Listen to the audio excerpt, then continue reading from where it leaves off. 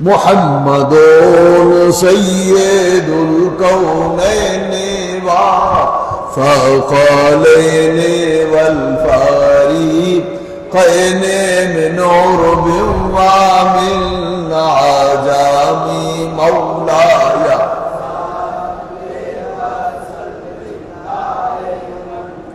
آبادنا لا حبیب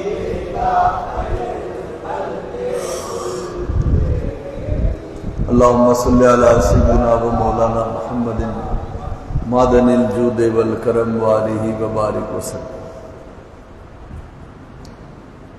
میں نے سورۃ الاعراف کی 3 آیتیں پڑھی ہیں اور یہ سورت قریب اختتام ہے۔ اللہ تعالیٰ ارشاد فرماتا ہے خذ العفو، محبوب معافی کے راستے کو اختیار فرمائیے،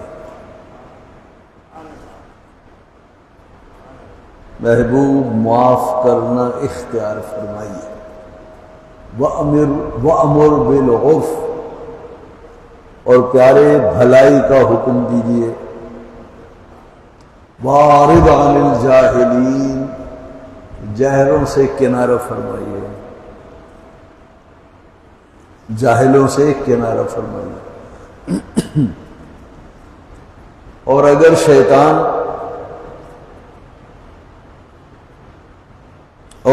شیطان وسوسے ڈالے، کسی برے کام پر اکسائے، تو اللہ کی پناہ مانگیے، بے شک وہ سننے والا دیکھنے والا۔ یہ 2 آیتیں آج اتنی کافی ہیں۔ پہلی آیت میں کیا حکم ہے؟ خذ العفو، محبوب معافی کا راستہ اختیار فرمائے، لوگوں کو معاف کیا کیجیے۔ وَأَمُرْ بِالْعُرْفِ، نیکی کا حکم دیجیے۔ وَأَعْرِضْ عَنِ الْجَاهِلِينَ، جاہلوں سے پرہیز کیجیے، کنارہ کیجیے۔ اس کے کیا معنی ہے؟ محبوب معاف کیجیے، جو ستائے اسے معاف کیجیے، جو تکلیف پہنچائے اسے معاف کیجیے۔ آج ہمارے گرد و پیش کچھ لوگ ہیں جو ہمیں تنگ کرتے ہیں، ہمیں گالیاں دیتے ہیں، ہمیں برا بھلا کرتے ہیں، ہمیں گزن پہنچاتے ہیں، ہماری ملکیت پر قبضہ کرتے ہیں، ہمیں گالی دیتے ہیں۔ تو اس کے لیے کیا حکم ہے؟ خذ العفو، معاف فرما دیجیے، معاف کر دیں۔ محبوب نے معاف کیا، نیکی کا حکم کیجیے، معاف کر دیجیے۔ بات توجہ سے سنیے۔ کوئی شخص زیادتی کرے، اس کی 3 صورتیں ہیں۔ میرے ساتھ زیادتی کرے، میری ذات کے ساتھ، ایک یہ معاملہ۔ دوسرا، شریعت مطہرہ کا مذاق اڑائے، یا چوری کرے، ڈکیتی کرے، زنا کرے، شراب پیے، ایک یہ جرم ہے۔ تیسرا جرم یہ ہے کہ آپ جج ہیں اور آپ کے پاس کیس آیا جس میں ایک آدمی نے دوسرے آدمی کے ساتھ زیادتی کی، تو جج کیا فیصلہ کرے؟ 3 صورتیں۔ آواز سمجھ میں آ رہی ہے؟ کوئی بھی زیادتی کرے اس کی 3 صورتیں ہیں۔ وہ زیادتی یا تو آپ کی ذات کے ساتھ کرے گا، آپ کو گالی دی، آپ کو برا بھلا کہا، آپ کے خلاف گلی شکری کی ہے۔ تو اگر بات ہے میری ذات اور آپ کی ذات کی، اللہ تعالیٰ فرماتا ہے بہترین راستہ یہ ہے کہ انتقام سے معاف کرنا زیادہ بہتر ہے۔ آپ انتقام پر آپ کو طاقت ہے، آپ انتقام لے سکتے ہیں، لیکن آپ انتقام لینے کی بجائے آپ کہتے ہیں میں نے معاف کر دیا۔ یہ بڑے جگر گردے کا کام ہے۔ ہر کوئی اپنے ذاتی معاملات میں اپنے مخالف اور اپنے دشمن کو معاف کرنے کا کی ہمت اور جرأت نہیں کرتا۔ ہر کوئی کہتا ہے میں تھانے پہنچوں، پرچہ کٹاؤں، اور جو جرم کیا ہے وہ بھی لکھوں اور 10 اور بھی اس کے متھے لگاؤں۔ یہ مشکل کام ہے۔ اللہ اپنے محبوب کو حکم دیتا ہے پیارے معاف کر دو، میری ذات پر حملہ ہو تو بہتر ہے میں معاف کر دوں، اگرچہ میں انتقام بھی لے سکتا ہوں اور انتقام لینا بھی جائز ہے، لیکن بہتر راستہ کون سا ہے؟ معاف کر دو۔ کیوں معاف کر دو؟ اس لیے کہ آپ بھی گناہ کرتے ہو، جرائم آپ بھی کرتے ہو، جس ذات کے بارے میں آپ جرائم کرتے ہو وہ بھی تو آپ کو معاف کرتی ہے یا نہیں کرتی؟ معاف کرو۔ دوسرا، آپ کے پاس کیس آیا، آپ مفتی ہیں، کسی نے پوچھا ایک آدمی نے اپنی بیوی کو 3 طلاقیں دی ہیں، اس کا شرعی حکم بتائیے، تو مفتی کہے میں نے معاف کر دیا۔ عورت کو مرد نے 3 طلاقیں دی، عورت کے دیے چلے میں نے معاف کر دیا۔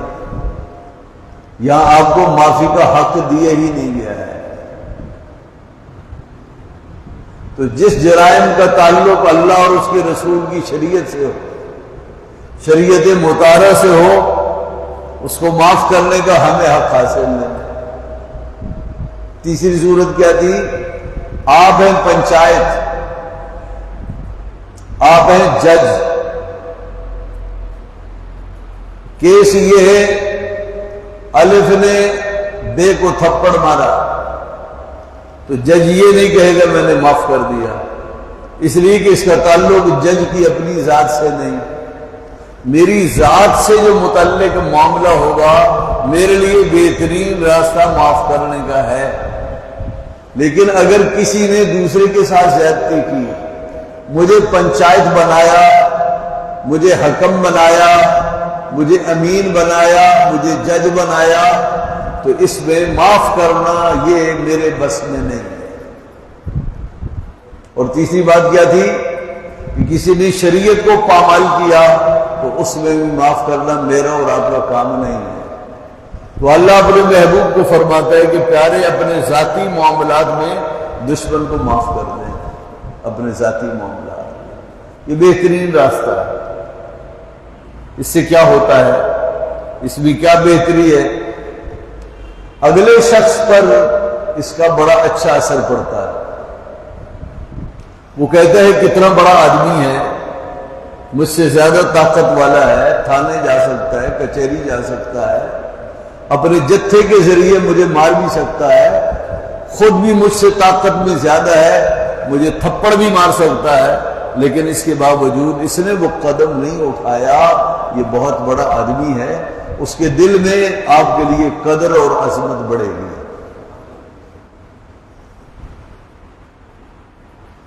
اگر آپ اسے ماریں گے تو اس کے دل میں جو آپ کے خلاف نفرت ہے، انتقام سے وہ نفرت یا اتنی ہی رہے گی یا بڑھ جائے گی، لیکن معافی مانگنے سے وہ نفرت مٹ سکتی ہے۔ نبی پاک صلی اللہ علیہ وسلم نے فرمایا جانتے ہو پہلوان کسے کہتے ہیں؟ صحابہ کرام سے پوچھا جانتے ہو پہلوان کسے کہتے ہیں؟ تو صحابہ کرام نے عرض کیا یا رسول اللہ پہلوان کو ہوتا ہے جو اپنے مقابل کو پچھاڑ دے۔ آپ نے فرمایا نہیں، آپ کے ہاں پہلوان ایسے کہتے ہیں، اصل میں پہلوان وہ ہے جس کی ذات پر حملہ ہو اور اپنے مخالف کو معاف کر دے، یہ بڑا پہلوان۔ تو ہمارے ہیں 2 دشمن، ایک ہے ہمارا دشمن مقابل ہمارا دشمن، اور ایک ہے میرا نفس میرا دشمن۔ تو اپنے مسلمان بھائی کو پچھاڑنا یہ پہلوانی نہیں، نفس کو پچھاڑنا یہ پہلوانی ہے۔ تو نفس کے خلاف دو چلنا، نفس کے خلاف مجاہدے کرنا، اور نفس کی طاقت کو توڑنا، اس پر حاوی ہو جانا، فرمایا یہ پہلوانی ہے۔ ایسے کتنے واقعات ہیں کہ نبی پاک صلی اللہ علیہ وسلم نے حدود الہیہ میں معافی کا راستہ اختیار نہیں فرمایا، اپنے ذاتی معاملات میں معافی کا راستہ اختیار فرمایا۔ مثال کے طور پر میں 2-3 مثالیں دیتا ہوں۔ بنو خصم قبیلے کی ایک عورت، اس نے چوری کر لی تھی، سید عالم صلی اللہ علیہ وسلم کی خدمت میں کیس آیا، آپ نے اس کی تحقیق پڑتال کی تو گواہوں سے ثابت ہوا کہ اس عورت نے، یہ ثابت ہوا کہ اس عورت نے چوری کی، تو آپ نے فرمایا اس کے ہاتھ کاٹ دیے جائے، اس کا ہاتھ کاٹا جائے۔ اس کے قبیلے کے لوگوں نے کہا ہمارا قبیلہ بدنام ہو جائے گا اور کہا جائے گا فلاں قبیلہ تو چور ہے، بہت بدنامی ہوگی۔ کیا طریقہ ہے حد نہ لگے اور اس کے ہاتھ نہ کٹے؟ تو کسی نے کہا کہ اسامہ بن زید حضور کو بہت پیارے ہیں، سید عالم صلی اللہ علیہ وسلم کی بارگاہ میں اگر یہ جسارت کریں تو شاید حضور معاف فرما دیں۔ حضرت اسامہ سے کہا گیا، انہوں نے سفارش کر دی۔ نبی پاک صلی اللہ علیہ وسلم جلال میں آئے، جلال کا اظہار فرمایا، آپ نے فرمایا اللہ کی حدوں میں سفارش کرتا ہے۔ پچھلی قومیں اس لیے برباد ہوئی کہ ان کا بڑا جرم کرتا تھا تو چشم پوشی کی جاتی تھی، اور چھوٹا اگر جرم کرتا تو اس کو قانون کے کٹہرے میں کھڑا کیا جاتا، اسے سزا دی جاتی تھی۔ فرمایا یہ عورت، اس عورت کا نام بھی فاطمہ تھا، فرمایا بنو خصم کی یہ عورت فاطمہ، اگر یہ جرم فاطمہ بنت محمد کرتی، فرمایا میں اس کا ہاتھ بھی کاٹ دیتا۔ تو حدود الہی میں کسی کی سفارش قبول نہیں، اور حدود الہی میں اور اللہ کی حدود میں، شریعت مطہرہ کے معاملات میں مجھے آپ کو معاف کرنے کا حق حاصل ہے۔ حضور صلی اللہ علیہ وسلم نے اپنی ذات کے دشمنوں کو معاف کیا۔ مثال کے طور پر حضرت ابو ہریرہ ہیں، نبی پاک صلی اللہ علیہ وسلم کے صحابی ہیں، حدیثیں بہت روایت فرماتے ہیں۔ ابو ہریرہ رضی اللہ عنہ فرماتے ہیں کہ میری ماں مشرک تھی، کافر تھی، میری ماں مشرک تھی، کافر تھی۔ میں نے کئی بار کوشش کی کہ وہ اسلام لے آئے، میں جب بھی اسلام کی بات کرتا وہ اسلام کو بھی برا بھلا کہتی اور پیغمبر اسلام کو بھی برا بھلا کہتی تھی۔ مجھے بہت دکھ ہوتا تھا، میں اپنے کانوں سے، اپنی ماں سے کی زبان سے نکلے ہوئے جملے اپنے آقا اور مولا کے خلاف کیسے برداشت کروں۔ ایک دن حضرت ابو ہریرہ فرماتے ہیں میں نے نبی پاک صلی اللہ علیہ وسلم سے عرض کیا میرے ماں باپ حضور پر قربان ہو جائیں، آج میری ماں کے اسلام کے لیے حضور دعا فرما ہی دیں۔ یقین ہے کہ حضور دعا مانگیں گے تو دعا قبول ہوگی۔ یا رسول اللہ میری آرزو ہے میری ماں مسلمان ہو جائے۔ نبی پاک صلی اللہ علیہ وسلم نے ہاتھ اٹھایا کہ مالک ابو ہریرہ کی ماں کے دل میں اسلام کی محبت ڈال دے، اسے مسلمان کر دے۔ حضرت ابو ہریرہ فرماتے ہیں مجھے یقین ہو گیا حضور کی دعا قبول ہوگی۔ میں گھر گیا تو ماں غسل کر رہی تھی، اور آپ جانتے ہیں وہ زمانہ ایسا نہیں تھا کہ باقاعدہ غسل خانے بنے ہوئے ہوں الگ سے غسل کے لیے، جگہ ہوتی تھی غسل کے لیے لیکن کوئی اتنی محفوظ نہیں ہوتی تھی۔ دروازے پر آئے اور انہوں نے آواز دی تو ماں نے کہا اندر مت آنا، میں نہا رہی ہوں۔ جب نہائی فارغ ہوئی اور کپڑے بدلے، پھر کہا ابو ہریرہ آ جاؤ۔ ابو ہریرہ فرماتے ہیں جیسے ہی میں گیا میری ماں کی نگاہ میری صورت پر پڑی تو میری ماں کا پہلا جملہ یہ تھا ابو ہریرہ گواہ رہو اشہد ان لا الہ الا اللہ وان محمد رسول اللہ۔ ابو ہریرہ بیٹے میں مسلمان ہو گئی ہوں۔ ابو ہریرہ فرماتے ہیں کہ میری خوشی کی انتہا نہیں رہی، میں حضور اللہ میں نے عرض کیا یا رسول اللہ حضور پر قربان میری ماں مسلمان ہو گئی ہے. تو آپ دیکھیے نبی پاک صلی اللہ علیہ وسلم وہ برا بھلا کہتی تھی, حضور نے انتقام نہیں لیا, اور بجائے انتقام لینے کے حضور نے درگزر فرمایا. نوبت کہاں پہنچی, وہ مسلمان ہو گئی. بہت سے واقعات. حضور سید عالم صلی اللہ تعالی علیہ وسلم کو اہل مکہ نے مجبور کر کے مکے سے نکالا, اور ٹھیک 8 سال کے بعد جب آپ مکے میں فاتحانہ انداز میں داخل ہوئے تو پورا مکہ آپ کے قدموں کے نیچے تھا, اور آپ نے اہل مکہ کو صرف فتح نہیں کیا, ان کے دلوں کو بھی فتح فرمایا.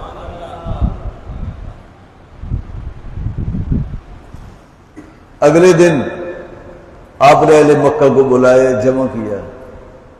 وہ ساری صورتیں حضور کے نگاہ میں تھیں, جنہوں نے حضور کو اور آپ کے غلاموں کو ستایا تھا, ایک ایک آدمی پر نگاہ تھی. حضور چاہتے تو انتقام لیتے, لیکن اللہ کے محبوب نے ان سے انتقام لینا مناسب نہیں سمجھا. کیا مناسب سمجھا؟ مناسب یہ سمجھا میں ان پر معاف کر کے احسان کر دوں, پھر احسان کا بدلہ میرا رب دنیا میں ایسا دے گا دنیا حیران ہوگی. آپ نے معاف کر دیا, نتیجہ یہ ہوا کہ ان کی اکثریت مسلمان ہو گئی, ماں سوائے چند لوگوں کے کہ آپ نے قتل کا حکم دیا. آج لوگ یہ کہتے ہیں کہ نبی پاک صلی اللہ علیہ وسلم کی عزت پر, حضور کی ذات والا پر کسی نے حملہ کیا, حضور نے تو معاف فرما دیا, اہل مکہ کو معاف کر دیا, ابو سفیان کو معاف کر دیا, حضرت ہند کو معاف کیا, حضرت وحشی کو معاف کیا. نبی پاک صلی اللہ علیہ وسلم نے اپنی ذات کو ستانے والوں کو معاف کیا, تو اگر آج حضور کی شان میں مغرب گستاخی کرے یا یہاں کا رہنے والا کوئی ذمی, مسلمان, ہندو, کرسچن اگر حضور کی گستاخی کرے تو حضور کا شیوہ تو یہ تھا کہ معاف فرما دیتے تھے, تو ہمیں بھی چاہیے کہ ہم معاف کر دیں. یہ تاثر دیا جاتا ہے. حضور نے صلی اللہ علیہ وسلم نے اپنی ذات کے دشمنوں کو معاف کیا. کیا معاف کیا؟ ان سے انتقام نہیں لیا, اہل مکہ سے انتقام نہیں لیا. تو جب حضور کی ذات والا پر کسی نے حملہ کیا اور حضور نے معاف کر دیا تو ہمیں بھی معاف کر دینا چاہیے. یہ مغالطہ دیا جاتا ہے.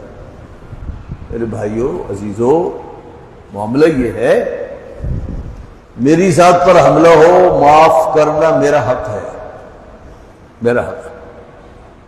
سید عالم صلی اللہ علیہ وسلم کی ذات پر حملہ ہو, حضور معاف کر دے, یہ حضور کا حق ہے. لیکن اگر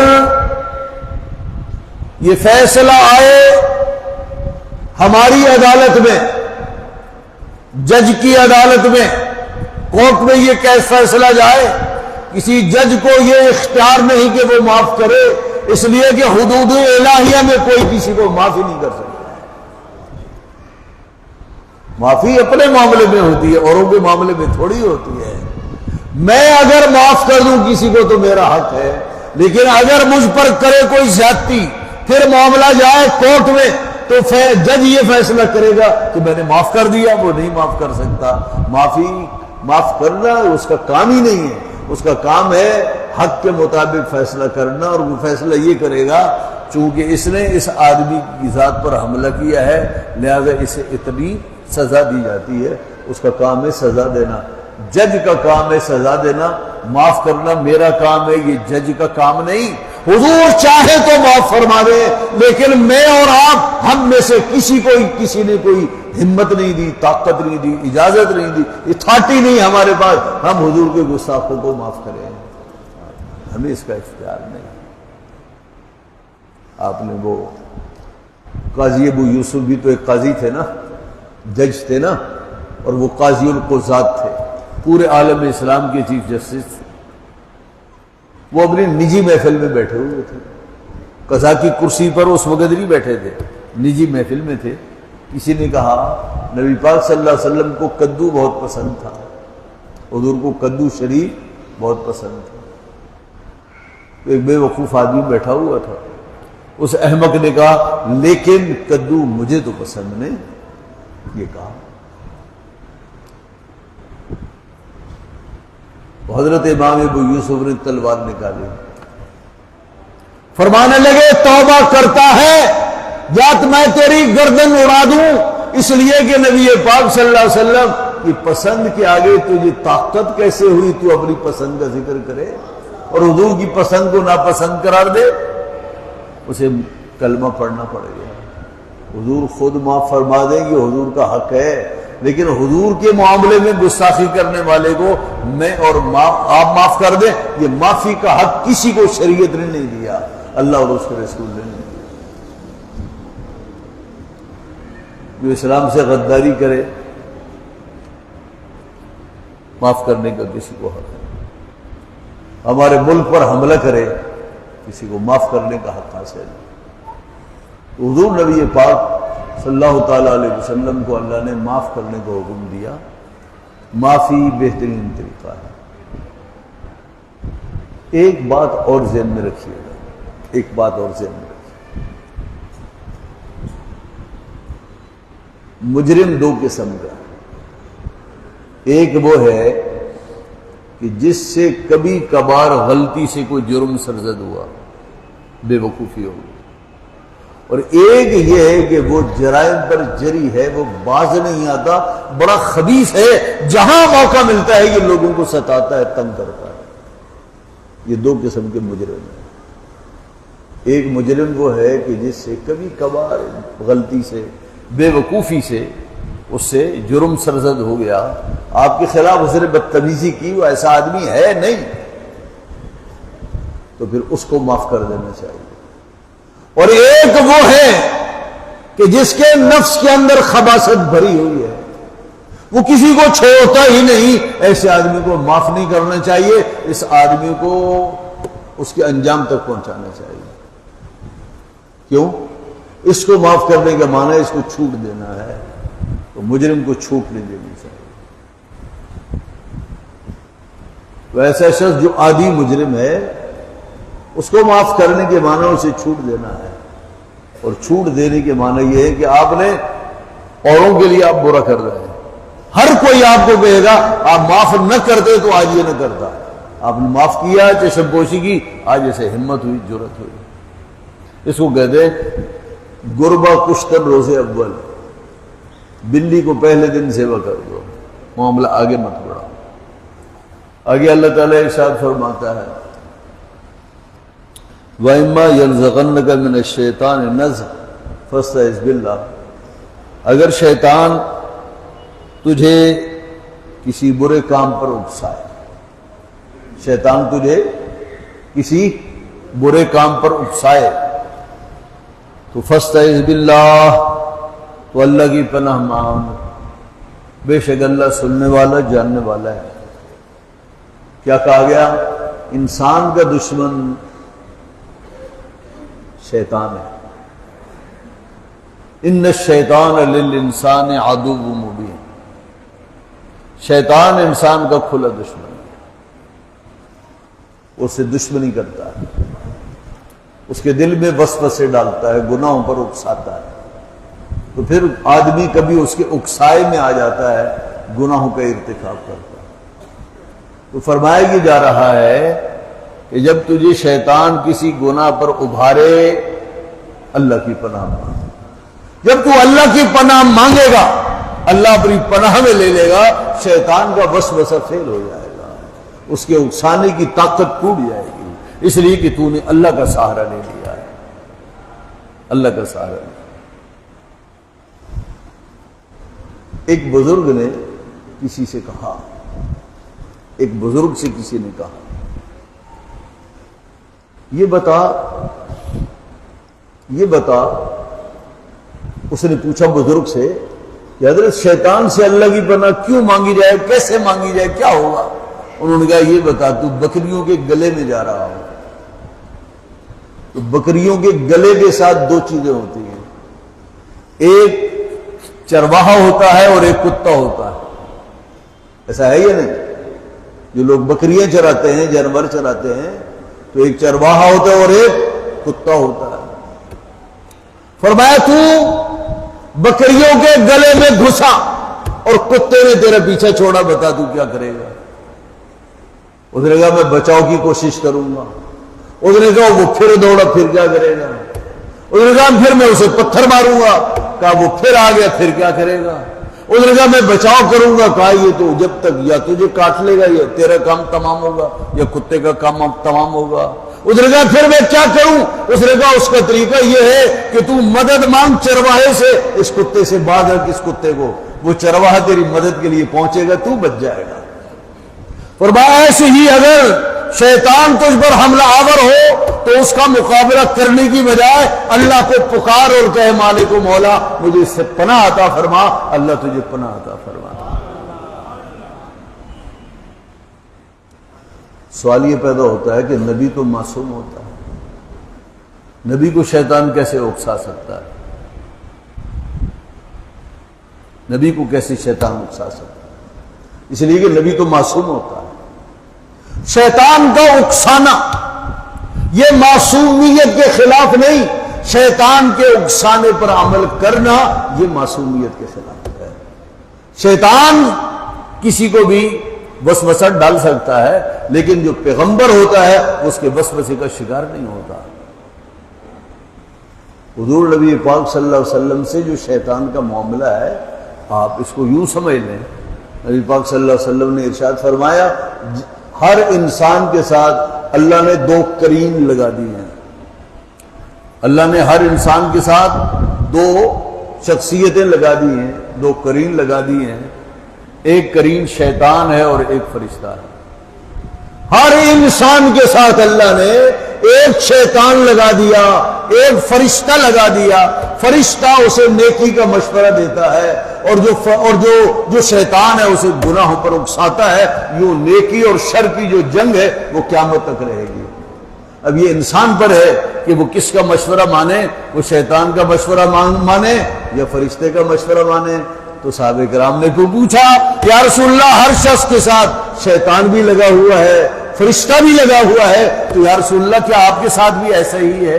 آپ نے فرمایا ہاں میرے ساتھ بھی ایسا ہی ہے، لیکن میرے رب کی شان دیکھو، جو میرا قرین شیطان ہے اس نے میرا کلمہ پڑھ لیا، وہ مسلمان ہو گیا، وہ نیکی کے علاوہ مجھے کبھی برائی کا مشورہ دیتا ہی نہیں. حضور کی عصمت تو ایسی ہے. اس لیے اس کا بہترین جواب یہ ہے، یہ اللہ نے اپنے محبوب کو کا سے حضور کو خطاب نہیں کیا، حضور کی امت کو خطاب کیا ہے. وَإِمَّا يَنزَغَنَّكَ مِنَ الشَّيْطَانِ، اگر تجھے شیطان اکسائے، اس کے مخاطب حضور نہیں بلکہ اس کے مخاطب کون ہے؟ ہم لوگ ہیں. اے انسان اگر تجھے شیطان اکسائے تو پھر اللہ کی پناہ مانگ. یہ حضور سے خطاب نہیں ہے، بہت سے لوگوں نے اس کا خطاب حضور کو بنایا. اعلیٰ حضرت امام احمد رضا بریلوی کی شان یہ ہے اور ان کا ترہ امتیاز یہ ہے کہ جب وہ قرآن کریم کا ترجمہ کرتے ہیں تو عظمت الوہیت کو بھی سامنے رکھتے ہیں اور عظمت رسالت مآب کو بھی سامنے رکھتے ہیں. تو امام احمد رضا کا اگر کوئی ترجمہ پڑھے گا تو وہ کبھی اس سوال کا شکاری نہیں ہوگا. چنانچہ انہوں نے کیا ترجمہ کیا؟ وَإِمَّا يَنزَغَنَّكَ مِنَ الشَّيْطَانِ، اے سننے والے اگر شیطان تجھے کسی برائی پر اکسائے تو اللہ کی پناہ مانگ. اے سننے والے، ہم لوگ ہیں سننے والے، ہم اس کے مخاطب ہیں. تو اللہ رب العزت شیطانی وساوس سے ہمیں پناہ عطا فرمائے، اپنا فضل و کرم فرمائے. یہ اعلان سن لیجئے، آج انشاءاللہ العزیز یہاں ہماری جامع مسجد شروع میں دے دیتے، جامع مسجد مکرانی میں عشق رسول عظمت اولیاء کانفرنس ہو رہی ہے. آج مغرب کی فوری بعد اس فقیر کا بیان بھی ہوگا، مختصر سی نعت خوانی ہوگی اور لنگر غوثیہ بھی تقسیم ہوگا. آپ حضرات تشریف لائیے گا.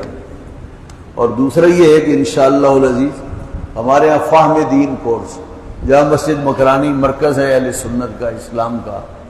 تو یہاں پچھلے سال ہم نے ایک سال پہلے فہم دین کورس، یعنی دین اسلام کی بنیادی باتیں جس میں قرآن کریم کا ترجمہ بھی ہے، شہر کے لوگوں کو، خواہ وہ بڑی عمر کے ہوں چھوٹی عمر کے ہوں، اسکولوں اور کالجوں میں پڑھنے والے طلباء ہوں، وہ آئیں اس کورس میں حصہ لیں، اس کے فارم فل کریں، اور 9 نومبر بروز جمعرات کو اس کا آغاز ہوگا، افتتاح ہوگا۔ تو 9 نومبر کو یاد رکھیے، بروز جمعرات عشاء کے بعد 1 گھنٹہ جو ہے وہ یہ کورس پڑھایا جائے گا، اور اس کورس کے پڑھانے والے 2 استاد ہوں گے، ایک حضرت مولانا حافظ محمد شہزاد صاحب میمن اور ایک اور دوسرے مولانا محمد عاطف میمن۔ یہ دونوں اس کورس کی تکمیل کرائیں گے، 1 سال کے لیے ہے۔ جو لوگ سننے والے ہیں ان سب کو چاہیے کہ ٹائم نکال سکیں تو عشاء کے بعد 1 گھنٹے کا ٹائم نکالیں، یہاں کلاس لگے گی جامع مسجد مکرانی میں، اس میں حصہ لیں، اور 1 سال کے اندر بہت سی دینی معلومات آپ کو حاصل ہو سکتی ہیں، جو ایک مسلمان کو دینی معلومات حاصل ہونی چاہیے۔ ہر طبقے زندگی کے لوگ، تاجر بھی، ریڑھی چلانے والے بھی، مزدور بھی، طالب علم بھی، ہر شعبے زندگی کے لوگ جو اردو پڑھ سکیں وہ آئیں اور اس میں داخلہ لیں۔ ہمارے حافظ اسلم صاحب، حاجی اسلم صاحب ہیں، اور ہمارے جامع غوث رضوی میں آئیے گا، اور وہاں آپ فارم لیں، اس کو فل کریں، اور پھر جمعرات کو 9 نومبر کو آپ آئیں، وہ فارم بھی چیک ہوں گے اور وہاں سے افتتاح ہوگا۔ وآخر دعوانا الحمدللہ رب العالمین۔